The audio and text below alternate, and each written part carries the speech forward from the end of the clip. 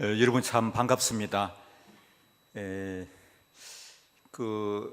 30년 조금 안 된 것 같은데 어느 봄날 이맘때 우리 이 캠퍼스 이 뒷뜰에 여기 이제 잣나무를 심었던 기억이 납니다.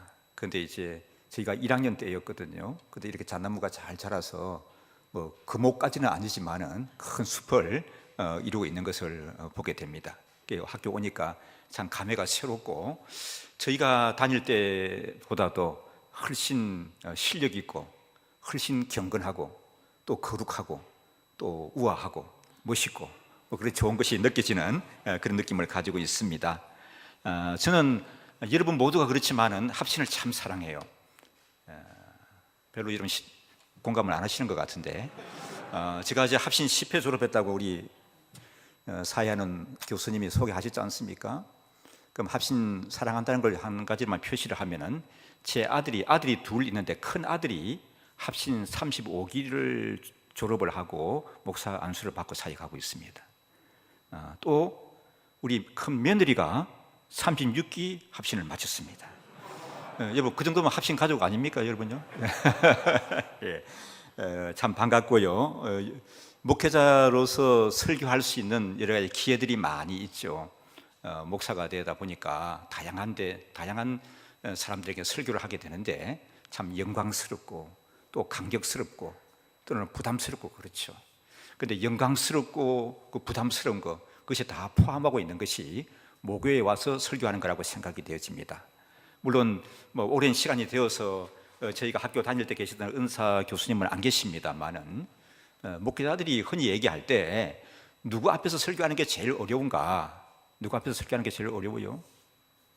선생님 앞에서 또 아버지 앞에서 설교하는 게 어렵다고 하는데 여러분 그보다 더 어려운 게 뭔가 하면 신학생들 앞에서 설교하는 게 더 어려운 거예요. 그게 옛날부터 전해져 오는 얘기가 있어요. 신학생들을 대상으로 놓고 설교하는 것은 참 힘들다. 저도 좀 떨리고 그렇거든요. 이렇게 여러분 보시기에는 안 떨리는 것 같지만 좀 떨리고 그래요. 이렇게 대상자들이 여러분들이라서. 그러나 하나님이 은혜 주시기를 원합니다. 목회자로 부르심을 받고 쓰임 받는 것은 큰 은혜고 축복이죠.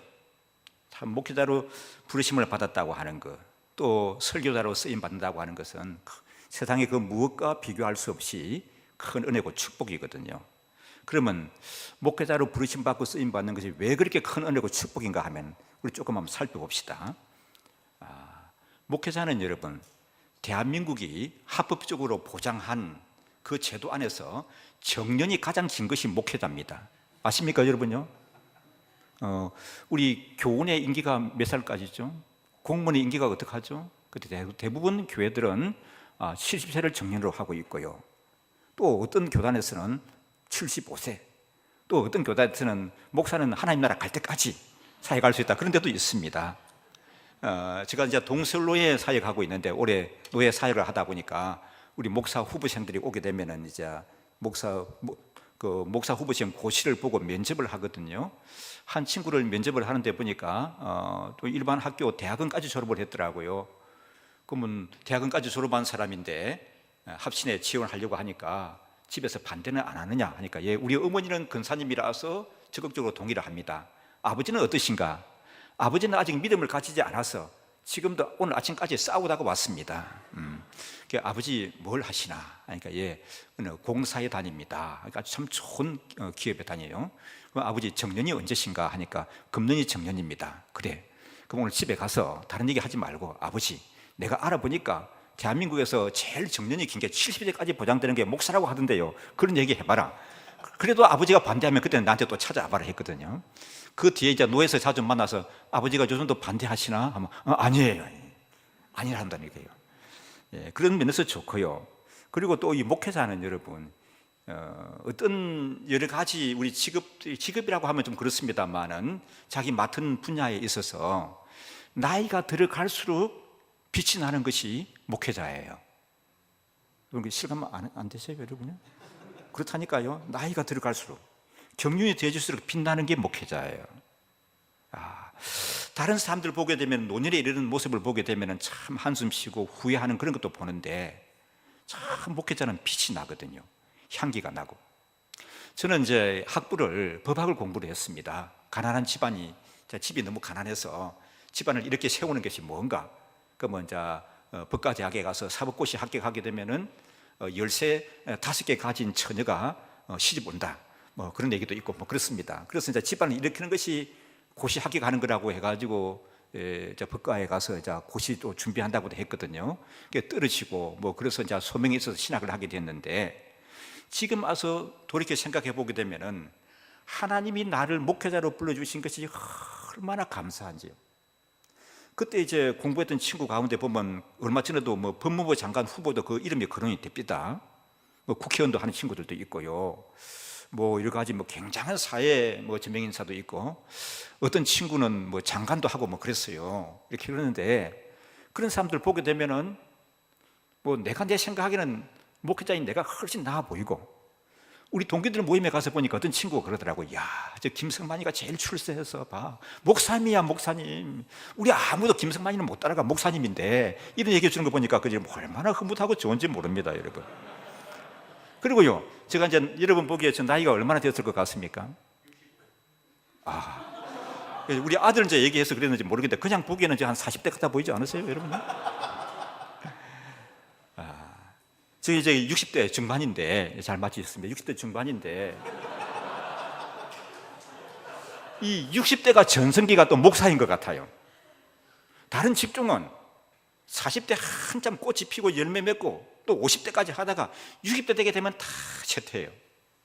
근데 저는 가만 느껴보니까 저뿐만이 아니라 주위에 여러분들에게도 그런 얘기합니다. 60대가 목회는 전성기예요. 이렇게 여러 가지 시간이 가면 갈수록 그 진가가 발휘가 되어지는 것이 목회하는 것이죠. 제 주위에 보게 되면은 뭐 저만 그런 것이 아니라 삼성이라고 하는 기업이 있죠. 거기에 과장 정도 되면 굉장히 잘 나가는 사람 아닙니까? 근데 그 삼성 과장 하다가 그만두고 합신에 와가지고 공부해가지고, 뭐 저같이 또 서울에서 목회하는 것도 아니고 농어촌에 가서 목회하는 분이 있어요. 얼마나 행복하다고 하는지 모릅니다. 그래서 제가 오늘 혹시 또 예화로 하나님이 인도해 주실 것 같아서 아침에 또 확인을 했어요. 지금도 역시 행복하시냐? 행복하다. 사모님도 행복해 하시느냐? 행복해 하신다. 그런 거면 제가 확인했어요. 자, 삼성 과장으로 있다가 여러분 또 계속해서 퇴직하게 되면 그 노후가 뭐 세상적으로는 충분히 보장되는 거 아니겠습니까? 그런데 목회자로 부르심을 받고 농어촌에 가서 별로 알아주는 사람도 없는 동네에 가서 목회를 하지만은 그렇게 행복하고 뿌듯하대요. 그 사모님도 그러시대요, 여러분. 그리고 또 목회자가 귀한 것이 왜 귀한고 하게 되면은, 목사는 사람들에게 굉장히 영향력이 있어요. 누구에게 가장 큰 영향을 미치는 사람이 목회자입니다. 이 세상에 아마 목회자만큼 다른 사람에게 영향력을 가진 사람도 드물 것입니다. 영혼 구원의 역사가 이루어지잖아요. 영혼 구원. 여러분, 영혼 구원이 얼마나 귀한 겁니까? 제가 한 번은 미국을 갔는데 어떤 목사님이 잘 알지 못하는데 그렇게 저 소문을 듣고 잘 섬겨줘요. 그리고 이제 한국을 갈 때 부탁을 하는 겁니다. 자기 교회에 서울대학을 졸업한 분이 계시는데 미국 온 지 20년이 지났다. 우리 교회에서 예수님을 영접하고 믿음 생활 잘 하는데 이 시민권 문제가 해결이 되지 않아가지고 영주권을 받지 못해가지고 한국에 가고 싶어도 가지 못한다는 거예요. 나올 수는 있지만 미국에 다시 입국을 못하니까 거기서 자녀들 놓고 좋은 직장에서 잘 살고 있는데 이 신분 법적인 문제 때문에 한국을 가지 못하는데, 문제는 뭐냐 하면은 이분 아버지가 그 이제 있는 그 큰 병원, 그 아산병원에 입원해 계시다는 거예요. 아버지는 예수를 안 믿고 지금도 자기가 예수 믿는 걸 반대한다는 거죠. 그 아버지에게 좀 복음을 전하고 싶은데 그 누가 좀 없나 생각하다가 목사님이 미국 왔다는 얘기를 듣고 부탁을 한다는 거죠. 한국 가서 좀 전해줄 수 있느냐? 네, 할 수 있다. 난 그런 얘기를, 그런 것을 나는 취미로 생각하는 사람이다. 너무 나는 좋다, 복음 전하는 거. 기도를 많이 하고 갔습니다. 근데 이분이 얘기하더라고요. 우리 아버지가 딱 목사님 안면 몰수하고 거절할 수도 있습니다. 뭐 괜찮습니다, 그래도. 가서 이제 이 아들을 내가 미국에서 이렇게 부탁을 받고 이렇게 와서 하는데 당신 예수님 믿으셔야 된다 하고 복음을 제시를 하고 기도하자고 하니까 이 양반이 탁 일어나가지고 무릎을 꿇는 거예요. 예수님 영접 기도를 하는 겁니다. 와, 여러분 제 기분이 어떻겠습니까? 기분이 아니라 막 얼마나 그때 제가 힘을 얻었는지 모릅니다. 그리고 이제 그 뒤에도 병문안도 했습니다. 그럼 몇 주 지난 다음에 주일 아침에 전화가 걸려왔는데 이 낯선 전화예요. 낯선 전화는 좀 잘 안 받거든요. 그런데 이분이 왜 주일 예배 드리기 앞두고 있는데 이럴 때 나를 아는 사람은 전화할 사람이 없는데, 그래서 전화를 받았습니다. 받으니까 목사님, 제가 병원에 입원했던 아무개입니다. 지금 퇴원해가지고요, 우리 집 애들, 손자들 다 집합하라고 했습니다. 그래서 지금 교회 왔습니다. 교회. 우리 아들들, 딸, 며느리, 손자들 다 데리고 교회 와서 예배 드립니다 하는 거예요. 그 얘기를 듣고 저는 얼마나 감격스럽고 감동했는지 모릅니다. 이제 그 뒤에 그분은 이제 몸이 불편해서 하나님 나라로 가시기는 했는데, 여러분, 이 목사를 만나가지고 목사에게 영향을 받고 인생이 바뀌고 영혼이 바뀌고 삶의 질이 달라지고 주 예수를 믿어라 그리하면 너와 내 집이 구원을 얻은 이런 역사가 일어나는 거예요. 여러분, 누구를 통해서 되어진다고요? 목사를 통해서 되어지는 거예요. 여러분요. 그러니까 목회자로 부르심을 받고 쓰임 받는다는 것이 얼마나 폼나고 감동이고 아름답고 멋있는 겁니까? 그렇지 않습니까, 여러분? 아직도 동의가 안 되시나요? 그리고요, 또 목사가 또 좋은 거는 뭐냐면 평생 공부하는 거예요. 공부하는 게 뭐가 좋은 거냐고요? 여러분, 평생 공부하는 게 좋은 겁니다. 죄송합니다만은 교수님들이 계시는데, 그래, 신학교 교수님은 좋은 거예요. 평생 공부하시니까. 근데 다른 직종의 교수님들은 한 번 뭐 연구한 거 가지고 좀 이렇게 적당하게 새로운 학설을 추가하게 되면 뭐 그렇지 않아요. 별로 발전이 없어요. 근데 목사는 태어나서 죽을 때까지 그 목사님은 설교를 듣는 사람이 있어요. 한 사람이 아니라 여러 사람이 있습니다. 그러니까 지난주에 했던 얘기 또 할 수도 없는 거 아니에요. 작년 한 얘기 또 할 수도 없습니다. 어떤 고약한 교인들은 목사님 설교 제목하고 이렇게 요지를 성경에다 적어놔요. 이렇게 날짜하고. 그걸 보고는 목사님 저거 10년 전에 설교한 건데, 이렇게 보는 사람도 있단 말입니다. 그러니까 어찌해야 되겠습니까? 끊임없이 연구하고 끊임없이 공부해야 되는 것이 신학교 교수님이고 목사님이고 그렇습니다. 이게 여러분 스트레스 같지만 스트레스가 아니고 이게 축복이에요. 아멘. 이게 합신정도 다니신다고 하게 되면 이런 걸 축복으로 여기셔야 됩니다. 여러분, 죽을 때까지 공부한다는 것, 하나님 부르심을 받을 때까지 공부한다는 것은 특권이죠. 이렇게. 그리고요, 또 목회자가 왜 좋은가 하게 되면은 이 하나님이 각 사람에게 허락하시는 은사가 있지 않습니까? 이 은사가 목회자만큼 충분히 개발이 되고 활용되는 사람이 있을까 생각이 돼요. 하나님 나라 갈 때까지 우리에게 주어지는 은사가 개발이 되고 쓰임 받는 거거든요. 사람이 제일 행복한 것은 하나님 앞에 쓰임 받는 사람이 되는 겁니다. 그런데 목회자는 하나님 나라 갈 때까지 그 주시는 은사가 개발이 되어지고 발전이 되어지고 은사에 은사가 더해지고 더 신령한 은혜가 또 더 주어져서 하나님께 쓰임 받는 것이죠. 이 외에도 뭐 계속 얘기할 게 많이 있습니다. 그런데 우리 교수님이 그러시더라고요. 늦어도 2시 20분 안에는 다 마쳐야 된다고 했어요. 이것만 이 정도 얘기하고요. 목회 사역은 여러분 너무 폼나고 귀하고 감사하고 영광스러운 거죠. 그런데 목회 사역은 여러분 쉬운 겁니까? 어려운 겁니까? 쉬운 겁니까? 어려운 겁니까? 쉽지만은 않습니다. 쉽지만은 않아요. 그럼 왜 쉽지만은 않은가 하게 되면은 사회 여건이 많이 변했어요. 저희가 자랄 때 소도시에서 자랐는데 이 외국에 독일에 간호사로 가 있는 그런 따님을 둔 집이 있었거든요. 그러면 이제 이 편지를 쓸 때 봉투는 영어로 써야 되니까 그 영어 봉투를 누구 써달라고 하는 거 하면은 목사님에게 가져와요. 영어 좀 써달라고. 왜냐하면 그 동네에서 영어로 뭐 쓸 수 있는 사람은 목사님밖에 없었습니다. 목사님이 최고의 학력을 가진 분들이었죠. 그래서 이전에는 목회자를 통해서 지식과 정보와 세계관이 향상이 되고 그랬는데 이제는 목사보다도 목회자보다도 학력도 좋고 세상 경륜도 있고 머리도 좋고 똑똑한 사람들이 많습니까? 적습니까?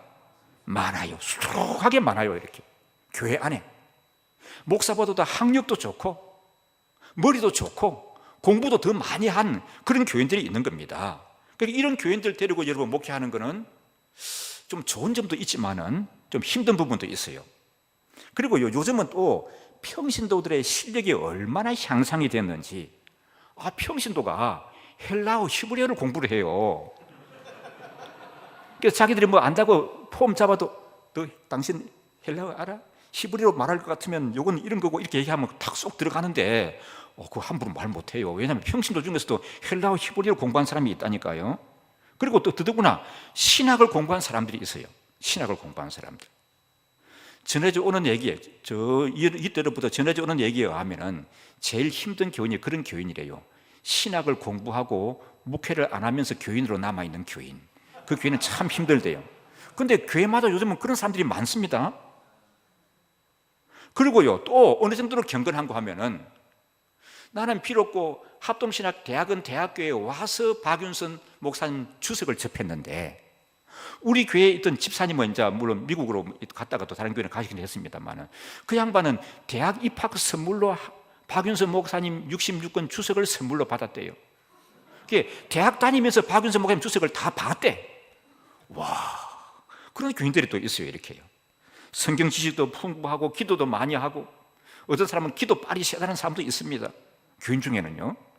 또 우리 교인 가운데도 한 달에 성경을 1독씩 한대. 그 양반은 한 달에 성경을 1독씩 해. 이렇게 그런 사람들이 있습니다.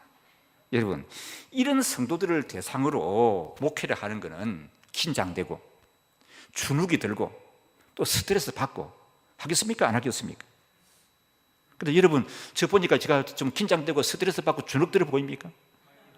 저를 아는 목사님이나 많은 사람들이 항상 웃는 사람이래요. 웃는 사람. 행복해서 이렇게.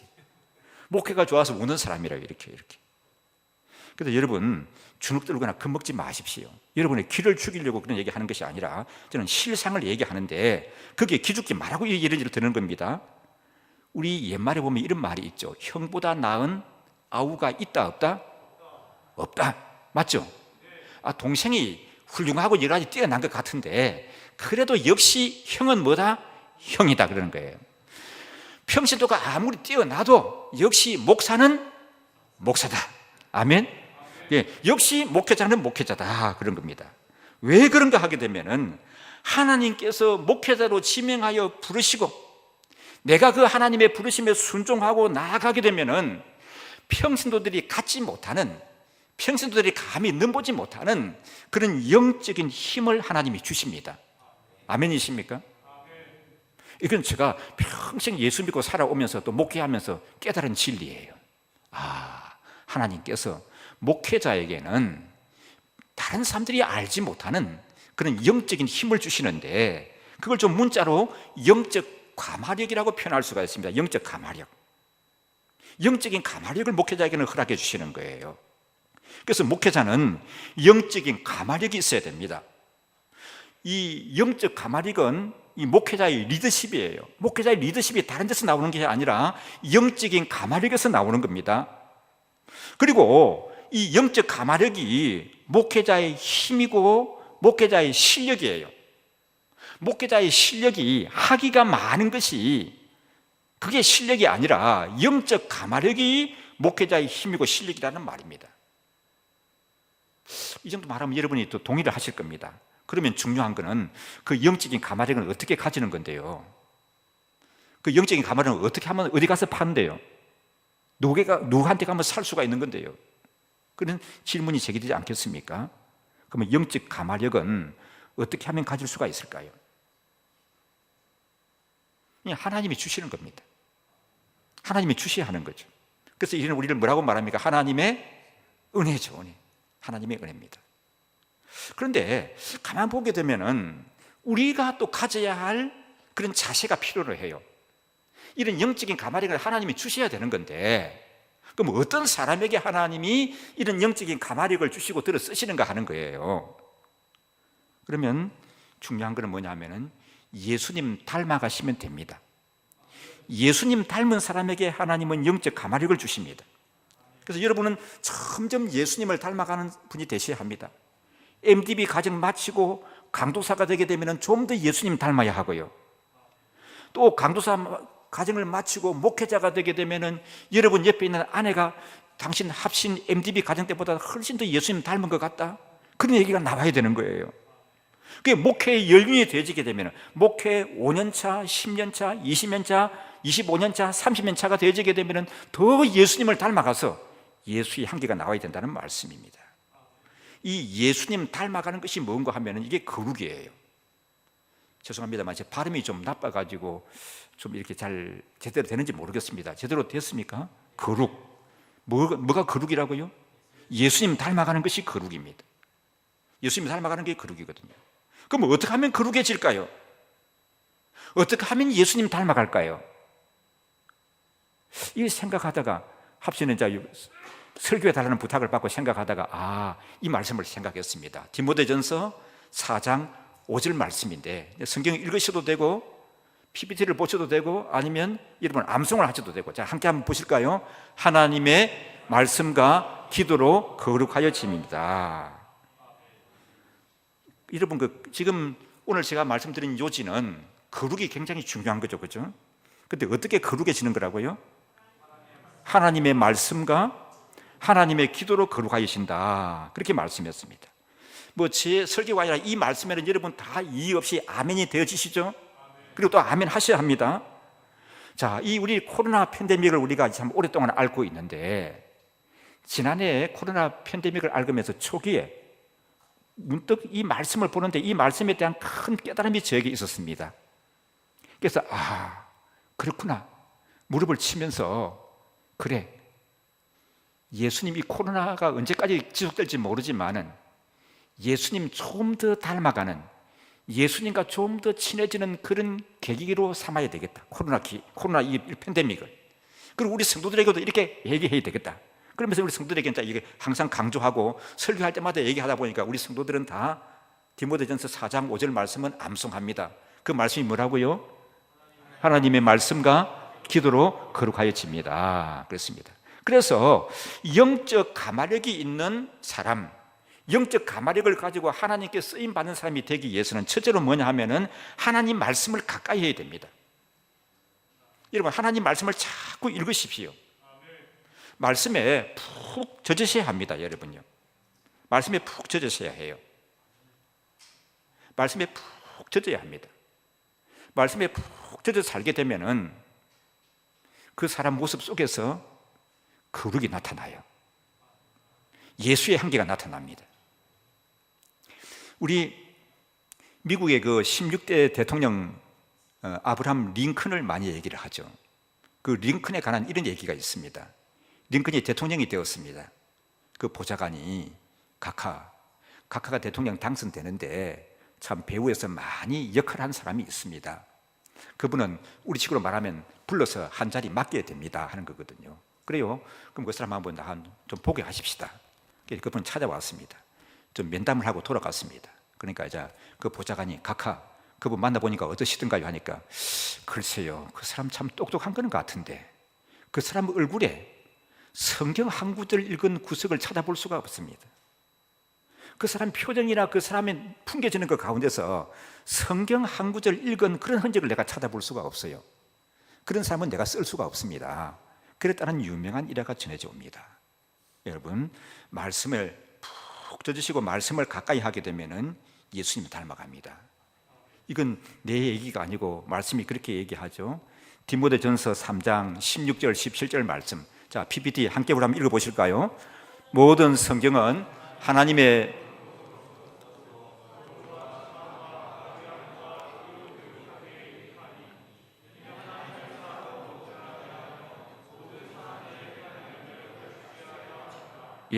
자, 이 하나님의 말씀이 어떻게 되는가 하는 것을 16절에 얘기하고 17절에 보니까 하나님의 사람을 온전하게 하고 모든 선한 일을 행할 능력을 갖춘다.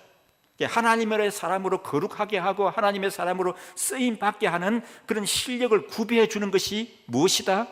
하나님의 말씀인 성경이다, 그렇게 얘기합니다. 그래서 하나님의 말씀을 가까이 하게 되면 예수님을 닮아가게 되고요, 하나님의 사람으로 온전케 되고요, 하나님이 능력을 주십니다. 실력을 주십니다. 영적 가마력을 주십니다. 그러니까 우리가 설교 준비를 하기 위해서 성경을 대하고 리포트를 작성하기 위해서 성경을 보는 것이 아니라 매일 성경을, 그냥 우리 하나님의 말씀은 우리가 교인들에게도 그렇게 가르치지 않습니까? 하나님의 생명의 양식이다. 하나님의 말씀은 생명의 양식이다, 그렇게 얘기하잖아요. 생명의 양식으로 삼고 말씀을 가까이 하게 되면은 그런 은혜를 주시는 거죠. 여러분, 양식은 아침 먹었다고 해서 점심 안 먹지 않죠. 어제 먹어도 오늘 또 먹지 않습니까? 양식은 그런 거죠. 말씀을 그리고 그렇게 양식으로 삼으셔야 됩니다. 그래서 저는 이제 성경을 좀 읽는다고 읽는데 코로나 이 시대를 겪으면서 그래, 내가 읽는 것뿐만 아니라 우리 성도들에게도 하루에 성경을 10장씩을 읽게 하죠. 하루에 성경 10장 읽는 거 쉽습니까? 어렵습니까? 일반 성도들도 어렵고 목사도 쉬운 게 아니에요, 여러분요. 하루에 성경 10장을 이렇게 통독한다는 게. 내가 교인들에게 얘기했기 때문에 안 할 수가 없잖아요.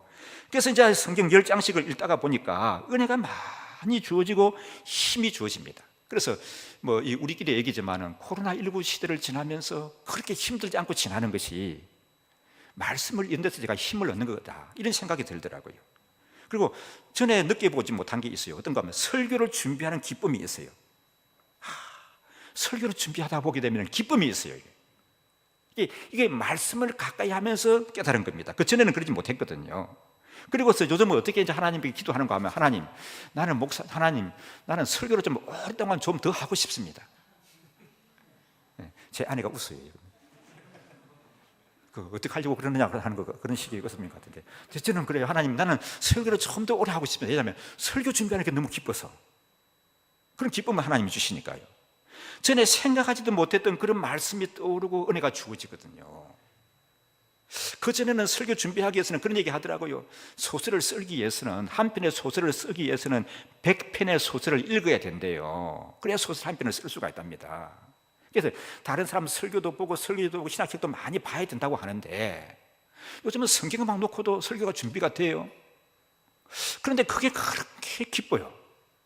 전에 깨닫지 못했던 그런 말씀을 깨닫게 해주고 은혜가 주어집니다. 예레미야서에 보니까 이런 말씀이 있더라고요. 15장 16절의 말씀. 자, 함께 한번 읽으실까요? 만군의 하나님 여호와시여, 나는 주의 이름으로 일컬음을 받는 자라. 내가 주의 말씀을 얻어먹어 사오니 주의 말씀은 내게 기쁨과 내 마음의 즐거움이오며. 내가 주의 말씀을 얻어먹었다, 그래서 나에게 큰 기쁨이 있다, 그렇게 표현하는 것을 볼 수가 있습니다. 두 번째로, 영적 가마력을 가지고 하나님께 쓰임받는 사람이 되기 위해서는 기도해야 됩니다. 기도로 예수님을 닮아가는 거거든요. 예수님이 기도하셨다는 거 여러분 잘 아시죠? 많이 기도하셨다는 거. 그래서 이제 이 말씀을 접하면서 생각되는 게, 그렇다, 우리 교인들에게 하루에 3번씩 기도하는 운동을 전개를 하자. 아침 9시, 낮 12시, 저녁 9시가 되면 기도하자. 직장에 출근해서 운전하다가도 그러면 속으로 기도하고 그 시간이 되게 되면, 만약에 그 시간을 놓쳤다가 하면 나중에라도 그 시간을 기억하고 기도하게 하자. 예수님 닮게 해달라고 기도하고 1분이라도 30초라도 좋다, 그렇게 기도하자.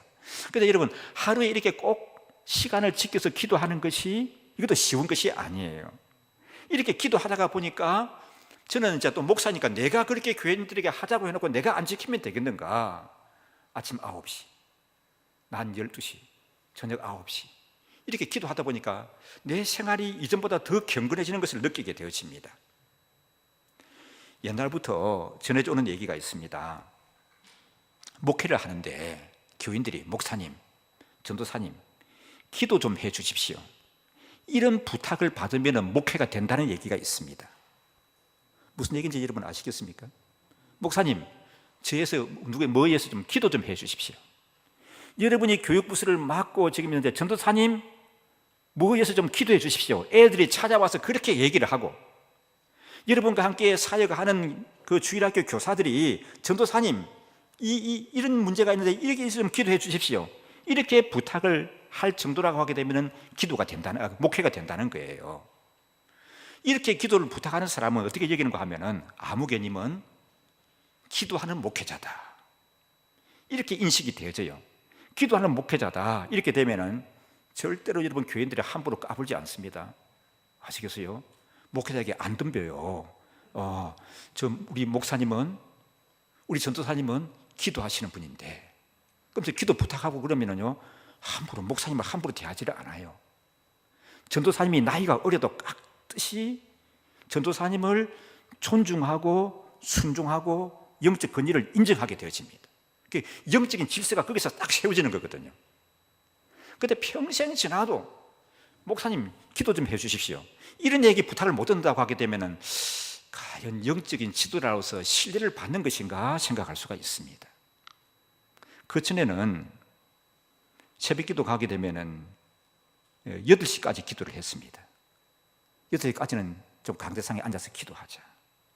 근데 코로나 사태를 겪다 보니까 좋은 게 하나 있는데 뭐냐 하면은 목사가 바쁜 게 뭐 하는데 바빠요? 사람 만나는데 바쁘지 않습니까? 코로나19가 오면서 사람 만나는 일이 엄청나게 줄어져 버렸어요.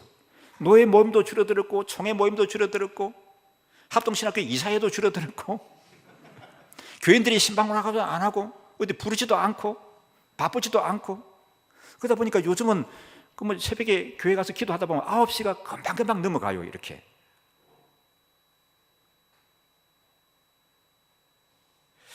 그러면서 야, 기도하는 것이 이렇게 좋구나 하는 것들이 느껴집니다. 여러분, 목회자가 기도한다고 외치는 사람들은 참 많은 것 같아요. 기도해야 된다고 외치는 사람은 참 많습니다. 또 기도를 가르치고 기도에 대해서 강의를 잘하는 사람도 많은 것 같습니다. 그런데 여러분, 우리 하나님이 원하시는 목회자는 어떻게 되는가 하게 되면은 기도를 외치는 사람이 아니라 기도에 대해서 강의하고 기도에 대해서 잘 가르치는 사람이 아니라 기도를 주장하는 사람이 아니라 기도하는 사람이 되어야 합니다. 기도하는 자리에 있어야 하는 거예요. 기도하는 자리에 있어야 합니다. 때로는 기도하다 보게 되면은 새벽 기도 이제 마치고 나면 6시 정도 되지 않습니까? 시간이 얼마 되지 않았는데 금방 8시가 되어버린 때도 있어요. 왜 그래서 그럴까요? 너무 깊은 기도에 빠져서 그러기도 하지만은 졸아서 그래요. 졸아서 이렇게. 그런데 기도는 이런 게 되라고 생각이 되집니다. 내용을 많이 알아내는 것도 중요하지만은 하나님을 향해서 시선을 가지는 거예요. 하나님의 도우심을 구하는 거예요. 그러면 비록 많이 이렇게 기도 내용을 나열하지 못해도 하나님이 들으시고 은혜를 주신다고 생각이 됩니다. 우리 기도의 사람 하게 되면은 여러분 많이 있지만은 여러분 기도의 사람 하게 되면 누구를 들을 수 있죠? 사무엘. 또 제일 가까운 데서 좀 더 현대에 와서 찾아보면은 누가 있죠? 기도의 사람 하게 되면은 박윤선이야. 박윤선. 여러분 박윤선이라는 이름 들어보셨어요? 박윤선, 박영선이 아니고 박윤선. 박윤선 목사님인데 사람들이 또 박영선으로 많이 혼돈도 해요. 박윤선 목사님이세요. 이분은 대단한 학자로도 뛰어나죠. 대단한 학자로도 뛰어나는데 제가 이게 정한문서 선교회 관계도 하고 있고 또 우리 박윤선 목사님 관계된 정한 기념 사업에 오랫동안 10년 이상 총무로도 총회에서 사역도 하겠는데 알면 알수록 보니까 정말 기도했던 분이라는 것을 알 수가 있어요. 그런데 우리 선배 목사님 가운데 한 분이 이분은 도대체 뭔 내용을 가지고 그렇게 기도를 하는데 기도를 오랫동안 하는가 싶어가지고 한 분은 강대상 뒤에서 가만히 앉아 있어 봤대. 이렇게 도대체 뭘 가지고 기도를 하나. 2-3시간을 앉아 계시는데 주여 믿습니다. 주여 불쌍히 여기주옵소서. 주여 감사합니다. 2-3시간 한 얘기가 감사합니다. 불쌍히 여기주옵소서. 믿습니다. 그러더라는 거예요. 그래서 많은 것을 우리가 얘기하는 것도 중요하지만은 때로는 레포트 쓰다가 너무 힘들어가지고 또 요즘도 교회사 같은 거 퀴즈 봅니까 여러분요? 와, 우리 다닐 때는 헬라어 히브리만 퀴즈 본 게 아니라 교회사까지도 퀴즈를 봤어요. 그래가지고 여러분 준비한다고 많이 벅차고 그러실지 모르. 그래가지고 기도하다가 졸아도 하나님이 야 임마 너 기도하다가 조냐? 그러실 분 아니에요. 참 너는 이게 나에게 중심이 그렇게 향해 있구나. 그래 피곤해서 자지 그래 꼭 자도 괜찮아. 그러면서 하나님이 우리 중심을 보시고 은혜 가운데 이끌어 주시리라고 생각이 되어져요. 또 한 가지는 영적 가마력을 가지려고 하게 되면은 오늘 말씀에 보면은 하나님의 말씀과 기도로 거룩하신다 했지 않습니까? 또 하나를 찾는다면 뭘까? 제가 목회하면서 살아오면서 깨달아지는 게 뭐냐 하면은 섬기는 거예요. 섬김. 이 섬김이 하나님의 사람들로 하여금 영적 가마력을 갖게 합니다. 하나님께 쓰임받는 사람이 되게 하는 겁니다. 리더십을 얘기하는데 그 서번트 리더십이라고 요즘 많이 얘기하지 않습니까? 그전에는 리더십 하게 되면 어떻습니까? 리더는 태어날 때부터 달라요. 그렇죠? 우리 동양적인 개념은 태어날 때부터 꿈부터 다르죠. 그죠? 리더는 어떤 꿈을 꿔요? 용이 날아가는 꿈을 꾸면 그는 뭐 대통령이라도 되는 거고, 하다못해 용이 날아가다 오줌이라도 싸는 꿈을 꿔야 면장이라도 하고 이장이라도 한다고 생각하고 있지 않습니까? 꿈보다 다른 거라고 생각하는데, 그래서 태어나면서부터 뭔가 좀 이렇게 카리스마를 가지고 있다고 이렇게들 보는데, 성경적인 리더십은 그런 것이 아닌 것 같아요. 섬김에 있는 것 같습니다. 섬김에. 우리가 동양고전이라고 하는 삼국지에 보게 되면은 유비가 나오고, 그 유비 아래는 만부부당의 용맹을 가진 간우, 장비, 조자룡 같은 사람이 나오고, 세상에 지혜로는 당하지 못할 제갈공명 같은 사람이 있거든요. 근데 유비는 그게 비하게 되면 무예도 떨어지고 지력도 떨어지고 학문도 떨어지고 뭐 다 떨어져요. 근데 그 사람들 다 건사하고 나갑니다. 근데 동양에서는 그걸 뭐라고 말하면 그게 덕이다. 유비는 그들을 가리키는 그들은 덕이 있기 때문에 그렇다, 그런 얘기를 하더라고요. 근데 이 성경적인 개념으로 보게 되면은 그게 뭐냐 하면 저는 섬김이라고 생각이 됩니다. 섬김의 덕을 가진 사람은 모든 사람을 다 포용할 수가 있습니다. 섬김의 덕을 가진 사람은 지혜를 가진 사람도, 똑똑한 사람도, 날카로운 사람도, 모난 사람도, 부드러운 사람도, 너그러운 사람도 다 포용할 수 있는 것이 그 섬김의 덕이라고 생각이 되어져요. 그래서 예수님이 우리에게 모범을 보이시지 않습니까? 마가복음 10장 45절에 보면 이렇게 얘기합니다. 자, PPT 한번 보시면요, 인자가 온 것은 섬김을 받으려 함이 아니라 도리어 섬기려 하고 자기 목숨을 많은 사람의 대속물로 주려 함이니라 했습니다. 예수님이 섬기러 오셨습니다. 그래서 가르치는 사람, 그리고 시키는 목회자가 아니라 섬기는 목회자, 몸소 보여주는 그런 목회자가 되어야 한다고 생각이 되어집니다. 이 세 가지를 잘 실천하신 분이, 요 현대에 와서 제일 잘 실천하신 분이고 우리에게 모범을 보이신 분이 있는데, 그분이 누군가 하면 저는 또 박윤선 목사님이라고 생각이 돼요. 박윤선 목사님. 저희가 3학년 이제 1학기 기말시험 칠 때 돌아가셨어요. 그래서 저희가 손으로 뒤에 그 묘지도 파고 해서 무덤 세우고 있거든요. 가르치는 받았는데 정말 하나님 말씀을 가까이 하시고 기도하시고 섬김의 모범을 보이신 분이다 생각이 되어집니다. 여러분들은 직접 대면하지 못하셨지만은 박윤선 목사님 추석을 좀 가까이 하시기를 바랍니다. 얼마 전에 누구라면 알 수 있는 여러분 교수님입니다. 은퇴하신 교수님이신데, 합신에서 강의하셨던 분이거든요. 그분이 그런 말씀을 해요. 그래서 맞다, 그 교수님 그 표현이 너무 적절한 표현인데 제가 그 표현을 좀 다른 데 가서 써도 되겠습니까? 하니까 목사님이 얼마든지 쓰십시오 하더라고요. 그분이 뭐라고 얘기하는가 하면은 자기도 성경 주예서를 쓰기도 했지만은 박윤선 목사님의 주석은 쉽고 단순하고 깊이가 있고 파워가 있다. 여러분 그런 거 느껴보셨습니까? 박윤선 목사님 주석은 쉽고 단순하고 깊이가 있고 파워가 있다는 거예요. 여러분 박윤선 목사님 주석이 참 좋다 그러면은 저 경험적으로 볼 때 목회가 되어진다고 생각이 됩니다. 뭐 은혜롭지도 못한 설교를 시간까지도 오버하면 안 되겠죠. 시간은 잘 지켜야 된다고 생각이 되어집니다. 여러분, 이 세상이 지금보다도 더 목회하기 어렵게 변화될지도 모르겠습니다. 그런데 할지라도 여러분 낙심하지 마시고 하나님이 뜻이 있어서 우리를 목회자로 부르셨다고 하게 되면은 우리에게 충분히 감당할 수 있는 능력도 주시고 은혜도 더하여 주실 줄 믿습니다.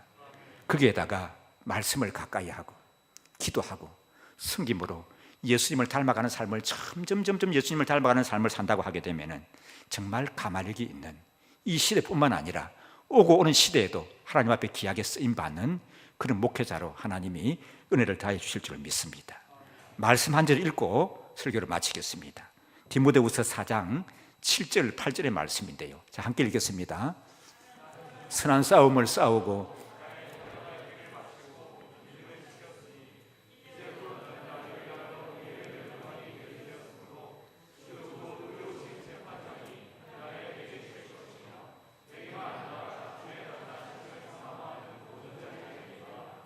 아멘.